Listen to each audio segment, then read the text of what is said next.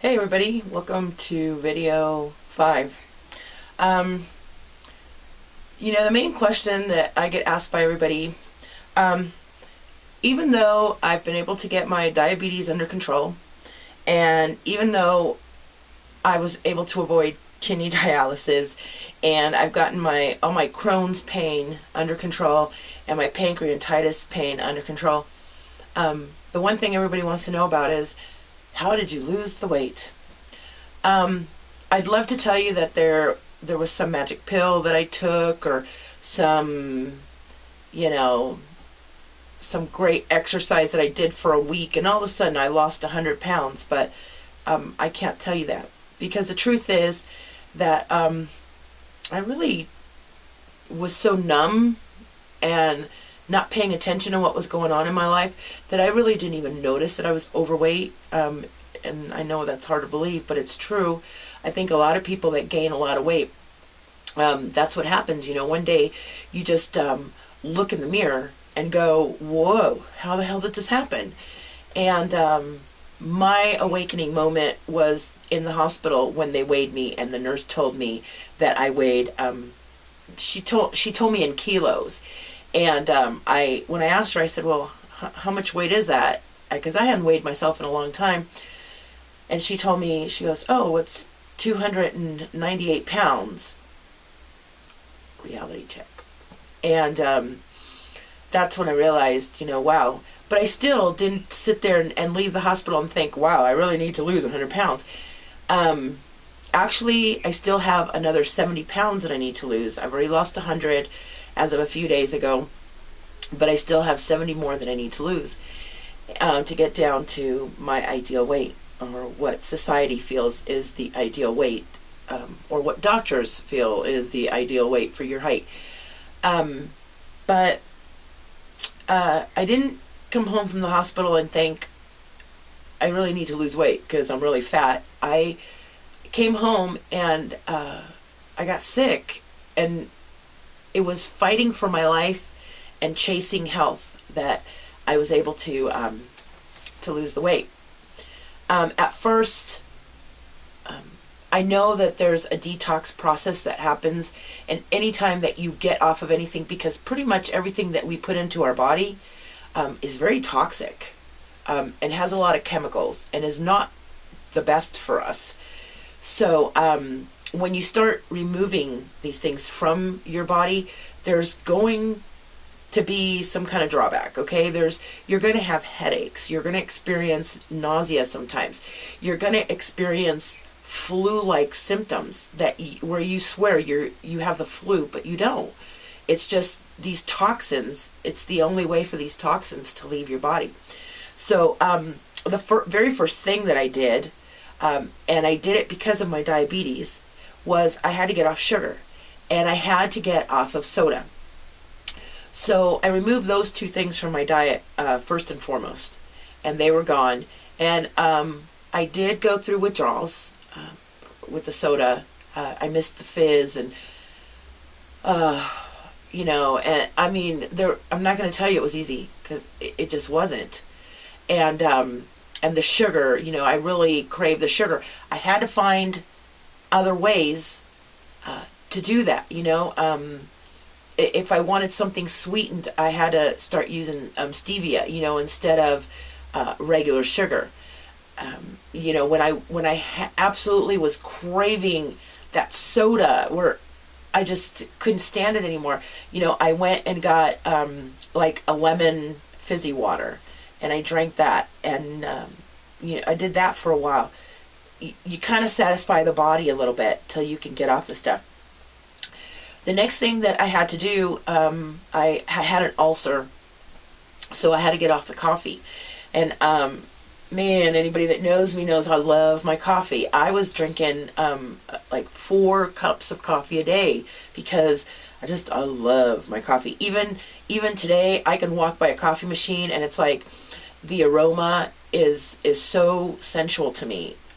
But I know I can't touch the stuff because because of the caffeine and the chemicals, and coffee is a drug, plain and simple. It was no different than my cigarettes, which I also had to get off of, and that that was very hard because I had to give up the coffee and the cigarettes because there was kind of a love connection going there. You know, when you have your cup of coffee, you got to have your cigarette. And cigarettes were a no-no, or I was going to lose my lungs because of the pneumonia that I had. So, you know, I had to let go of that love affair. And it was very hard for me because I did have, not only did coffee and caffeine have a love affair, but I also had a huge love affair with coffee and caffeine. They have been my best friends for a very, very long time. I mean, since I was very young. And I went through a lot of mental anguish with those two, which I'll go into in another video because that's a whole story in itself. The next thing that I had to let go of once, now the coffee and the caffeine took me about 6 months to get rid of all the toxins and to feel okay with that. And the next thing that I ended up getting rid of was the dairy. I ended up giving up my milk, which was very, very hard because how do you have your cereal in the morning? I didn't know what to do at that point. So I switched over to eating oatmeal with sugar-free syrup. I mean, there's a transition, you know. And that's how I made my cereal that way, and with some strawberries and stuff. I mean, my oatmeal that way with, you know, more natural stuff.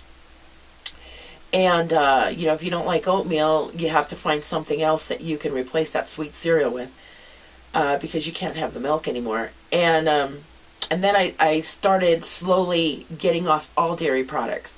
I had to let go of the cheese. I had to let go of the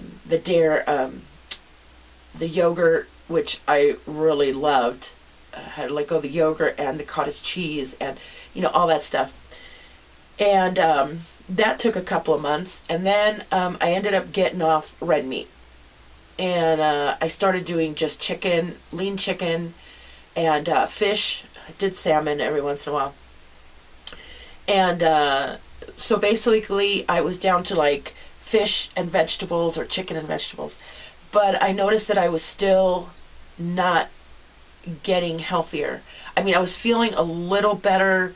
Some of the pain was going away, but I was still having a lot of symptoms of my diseases. I was still having a lot of the Crohn's symptoms, a lot of the colic and the pain and the inflammation, and I was still having the pancreatitis attacks, and my diabetic numbers just were out there. I was still, you know, one minute I'd be 140, the next minute I'd be 110, the next minute I was like 89. I was like, how did this happen? You know, because I want to be more there. And so I started looking through the internet, where I hit YouTube, and that's why I'm doing these videos, because I found someone that helped me, and in turns I want to help other people.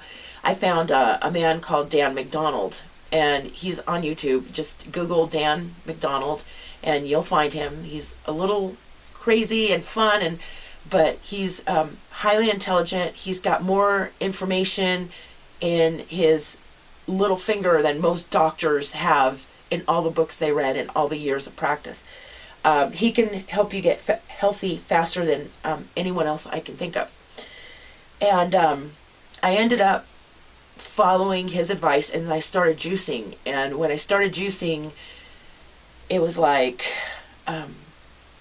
everything just, my health issues just started dropping off really quickly. I did have really bad headaches. I really did have those horrible flu symptoms where I felt horrible, but you know, I knew that I was detoxing, and after about 3 or 4 days with the symptoms, they would go away, and I would feel better till my next symptoms where I was detoxing some more. The last thing that I had to give up, and was very hard for me, was the grains.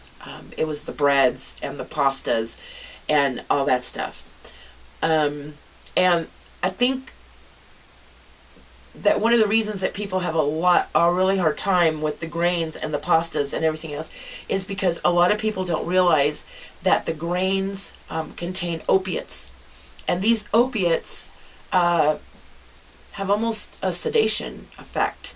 and they keep you high. They keep you, in this state of bliss. So a lot of people don't want to let go of that stuff, and I was one of those people. I gave up the pastas and everything else. It was that bread. I had a really hard time. There's nothing I loved more than, at night I would smother some some almond butter on my bread and have that before I went to bed. And then I saw a video one day where they were talking that, believe it or not, bread actually has more sugar than some of the sugar stuff that you can eat. And pretty much everything has sugar. I mean, even though you think I've given up sugar, even lettuce has sugar. But I did not realize that bread had that much sugar, and it was doing a real number on my diabetic numbers. I just wasn't able to get it under control.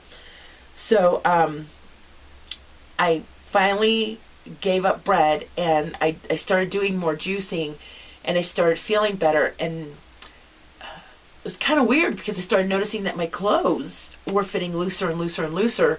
And I got on the scale one day and I was like, wow, I've lost 50 pounds. How did that happen? Well, it just happened because I started removing the junk and I started replacing it with stuff that's healthy. And I am going to be doing a video on that because for a very long time I woke up in the morning and I would have my bowl of oatmeal, and then for lunch I would have a sandwich with lean turkey and a little sprig of lettuce and light mayonnaise, and then for dinner I would have some chicken and some vegetables. And I honestly believed that I was eating healthy and this was going to help me lose weight, because that's what I've been told by the media, and that's what I've been told by TV, and that's what I've been told by doctors, and that's what I've been told by dietitians, is that this stuff is healthy for me. And that could not be the furthest thing from the truth. So I want to try to keep these videos at 10 to 15 minutes so that you guys will stick with me and listen to the information that I have to share. So for now, I think I want to end that, but I will be coming back and telling you what is healthy and what isn't healthy. And there's a few other videos that I have planned to help you on your journey if you do want to get healthy and you do want to get better and you're serious about it. And I hope you follow me. If you have any questions or anything, please leave them below, and I'll be more than glad to get back to you. If you don't want to tell the world about it, you're free to email me, and I will be more than glad to help you out in anything that I can. So until next time, you know my motto: please stay happy. It's very important. And be healthy. Be good to yourself. See you next time. Bye-bye.